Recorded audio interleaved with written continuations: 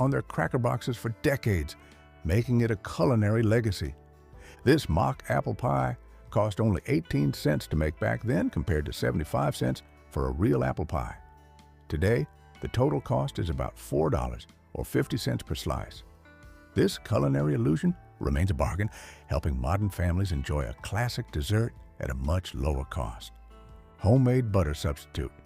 When butter prices soared to 45 cents per pound and became unaffordable, families devised a creative spread for bread that looked exactly like butter.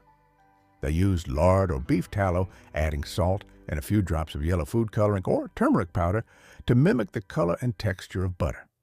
The key to creating a smooth butter substitute was controlling the temperature and thoroughly whipping the fat with the other ingredients. The ingredient cost was about 7 cents per pound back then, extremely cheap compared to real butter. Today, the homemade version is still significantly cheaper, costing about $2.50 per pound. This helps modern families save $30 to $40 monthly and was a small victory against ingredient scarcity. Hoover Stew. This one-pot stew, named after President Hoover, became a staple in school cafeterias and community kitchens during the Great Depression.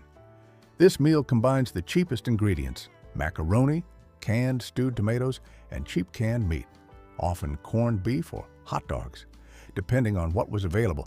The secret to maximizing flavor is to sauté the hot dogs or canned meat first, then add the tomatoes to lift the flavor from the bottom of the pot, adding macaroni, beans, and corn, seasoning with salt and pepper. A large pot costs 26 cents, enough for 12 people, and today the total cost is about $6.50 per serving, making it a perfect meal for large families. With its high flexibility, Hoover Stew helps large families save up to $100 per month and easily adapts to any canned meat or vegetables available. Peanut butter soup.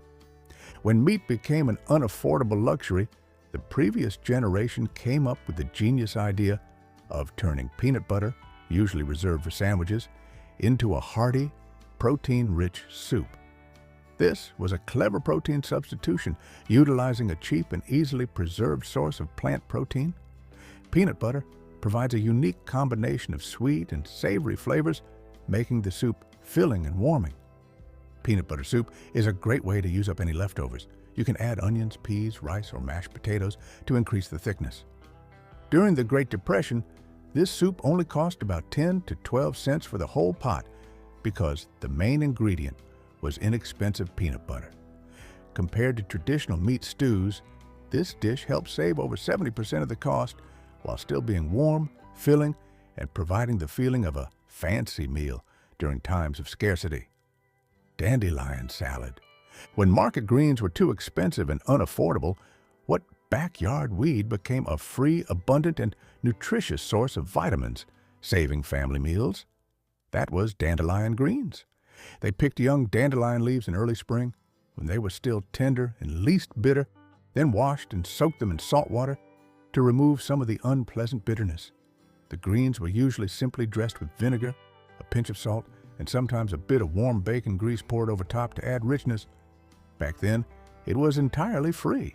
Today, while store-bought greens can cost $4 to $5 a bag, wild dandelion greens still only cost your time and effort. This dish is completely free, yet nutritionally, it is a precious powerhouse, richer in vitamin A than milk, vitamin C than tomatoes, and more iron than spinach. Utilizing this free resource is a lesson in survival resourcefulness, teaching us how to find nutrition right in our own backyards. Fried potato skins. Why did our grandparents never throw away potato peels? And how did they transform that waste into a crispy snack? The potato skins were cleaned, carefully dried, and fried in a hot pan, often using reserved bacon grease to enhance the flavor. Once crispy, they seasoned them with salt, pepper, and dried herbs to create a satisfying snack for the children. This dish cost almost nothing because it utilized waste material, and potato skins actually contained more nutrients than the potato flesh, being rich in fiber, potassium, and iron. During the Great Depression, fried potato skins were virtually free, costing only about 3 cents per batch if the meat fat was included. Instead of discarding them, Housewives transformed waste into a crispy snack.